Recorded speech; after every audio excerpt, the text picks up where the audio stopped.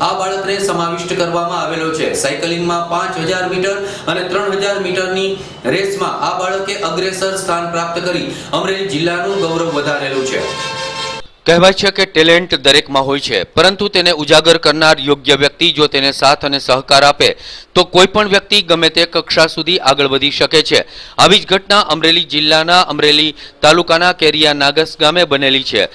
માનસિક રીતે મંદબુદ્ધિ ધરાવતા આવા વ્યક્તિને પ્રોત્સાહન પૂરું પાડવામાં આવ્યું અને તેને સાયકલની અંદર ધીમે ધીમે કરતા પ્રગતિ શરૂ કરી। સાયકલિંગના ક્ષેત્રની અંદર જિલ્લા અને તાલુકા કક્ષા બાદ રાજ્ય કક્ષાએ પણ તેણે પોતાનું પ્રતિનિધિત્વ કરી અને પોતાની કૌવત અને કૌશલ્યની તાકાતને પ્રસ્તુત કરી।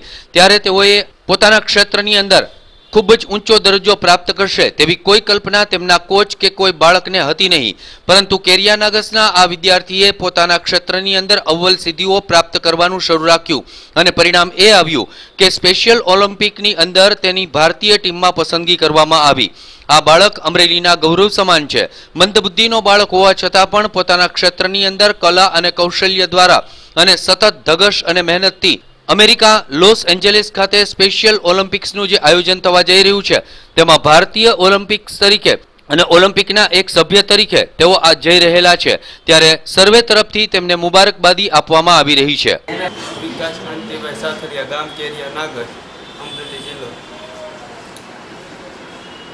10 કિલોમીટરમાં એક ભાગ લીધો હતો હૈદરાબાદ સાયકલ અને એક ભોપાલમાં 5 કિલોમીટર ત્યાં બીજો નંબર આવ્યો હતો અને એક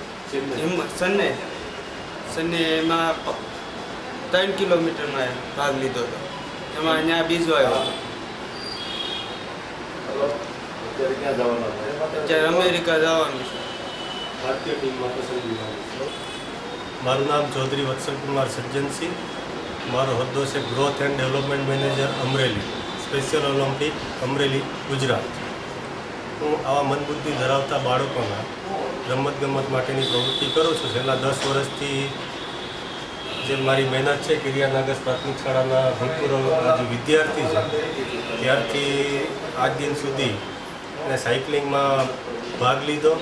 તબક્કાવાર એના રીડિંગ સારા આવતા એને સ્ટેટ લેવલે પસંદગી થઈ, ત્યારબાદ નેશનલ લેવલે પસંદગી થઈ અને હવે આવતીકાલે એ અમેરિકા લોસ એન્જલસ ખાતે ભારતીય ટીમમાં પ્રતિનિધિત્વ કરવા જશે।